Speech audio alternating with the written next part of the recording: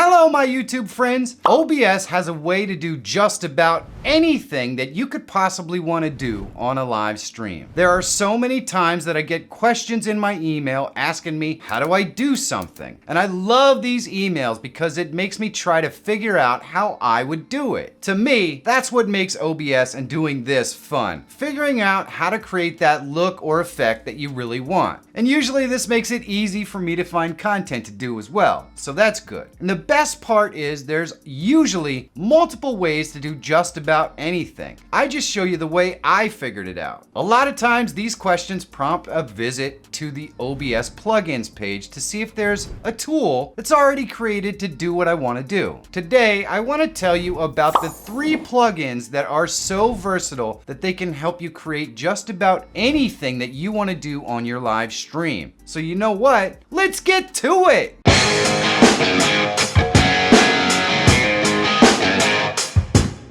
Likes and comments are super easy things that you can do to help push this video to a wider audience. So take a second down below and let me know how I'm doing. And while you're there, if you're not subscribed, please do. It really does help me continue to make content that helps you. So thanks. Streams can get really complex, and anything that can help you manage the complexity and even enhance the functionality of OBS is a huge win. That's why I don't stream without the downstream keyer in OBS. Now, this is a relatively new plugin that allows you to dock a panel with assets that you can use over top of any scene that you're in. It's perfect for soundboards, alerts, video overlays, and anything else that you might want to be able to use in every scene on your stream. So let me show you how this works. You can find links to videos on how to use all the features in these plugins in the description below. Here you can see that I've loaded some animations in the downstream keyer, and I am using them over top of a bunch of different scenes. And the best part is that's for any scene. So I can go over here to my tutorial scene,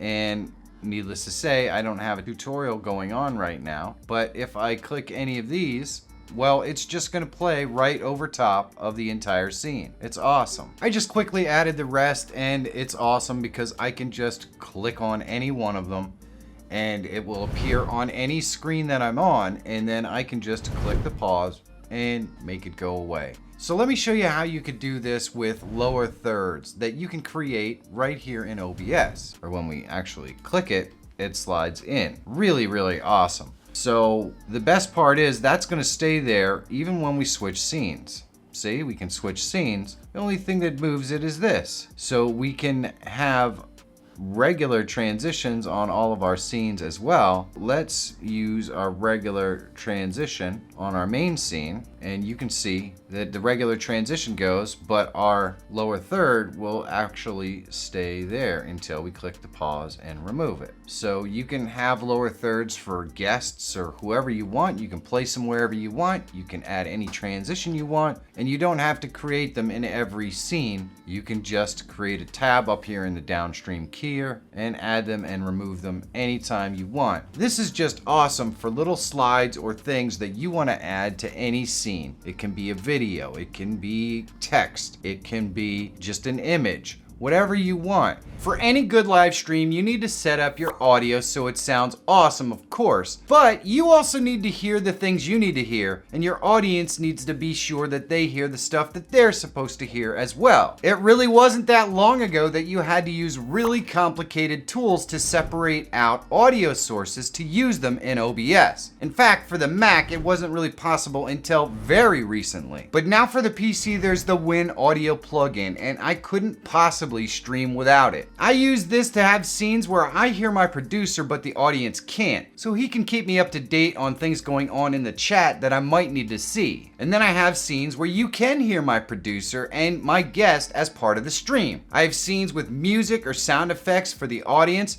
that I don't want to hear, and some scenes where I do want to hear music or I want to know what's going on that the audience is hearing. The Win Audio plugin is a game changer for OBS audio.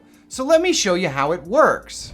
Once again, there's a link to a full video in the description, as this is just kind of an overview of what it's capable of doing. And we'll quickly split the screen here. And now if I go ahead and I play it, and then let's just expand our audio sources here so we can see them better. And we can see our YouTube video is playing. And if I pause it on YouTube, the audio goes away. When I start it on YouTube, it starts up again. So we can add all of our audio sources completely separately using this, and it's really easy to do. Now there's a tool for you to do the same thing if you are a Mac streamer.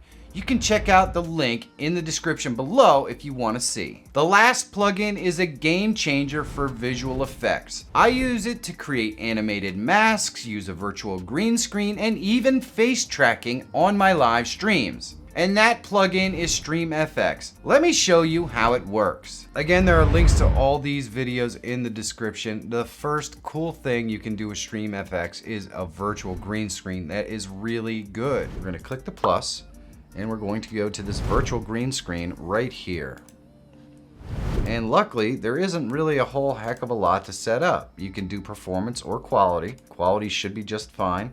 And then we can select the NVIDIA green screen powered by NVIDIA Broadcast right here and click close, and there we go. So now you can see what we get. It gets even better if we just go ahead and shrink our image, because you're not gonna probably be using this in full screen anyways. We'll just shrink it down here. There is also an absolutely awesome face tracking feature. It gives it the appearance that you have a camera person in your studio that you may or may not have. And then you come down here to automatic, and I just select NVIDIA. So that's pretty much what all of these do. If you wanted to have more movement, you can definitely add more to the padding, and that means you would be zoomed in farther, but your camera could move a little farther as well. StreamFX also lets you set up a bunch of different kinds of dynamic masks that you can use on your face cameras or on other scenes or videos. It's absolutely incredible. Pretty good, but we don't need the white background. I'm gonna go back into that scene and just hide the white background, and there we go. Now we have a really cool cloud type moving mask that has great animation, and the best part is this is really not very distracting. It's really pretty subtle. Then I just need to scroll all the way to the bottom under alpha and add that -1 under the green input value,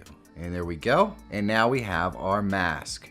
Looking awesome and really easy to do. Now, if you want to see how to create the animated face cam masks that I use with StreamFX, you should check this video out.